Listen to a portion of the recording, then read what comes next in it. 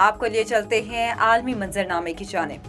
متحدہ عرب امارات کے صدر شیخ محمد بن زید ال نہیان سرکاری دورے پر فرانسیسی دارالحکومت پیرس پہنچ گئے۔ فرانسیسی صدر میکرون نے اماراتی ہم منصب کا ریڈ کارپٹ پر شاندار استقبال کیا اور ان کے اعزاز میں عشائیہ دیا۔ دورے کے دوران دونوں ممالک کے درمیان توانائی کے شعبے میں تعاون کے معاہدے پر دستخط ہوئے۔ فرانسیسی حکومت کے مطابق معاہدے کا مقصد مشترکہ سرمایہ کاری کو فروغ دینا ہے۔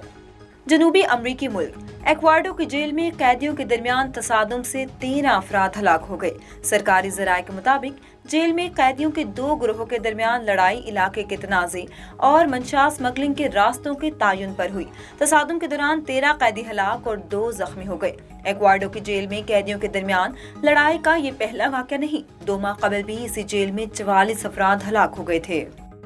برطانوی حکومت نے دارالعلوم سے اعتماد کا ووٹ جیت لیا۔ وزارت عظمیٰ کے لیے 4 امیدوار میدان میں رہ گئے۔ برطانوی حکومت نے دارالعلوم سے اعتماد کا ووٹ جیتتے ہوئے 111 ووٹوں کی اکثریت حاصل کی۔ دارالعلوم میں اعتماد کے ووٹ پر 5 گھنٹے بحث ہوئی، جس میں حکومت کے حق میں 349 اور مخالفت میں 238 ووٹ پڑے۔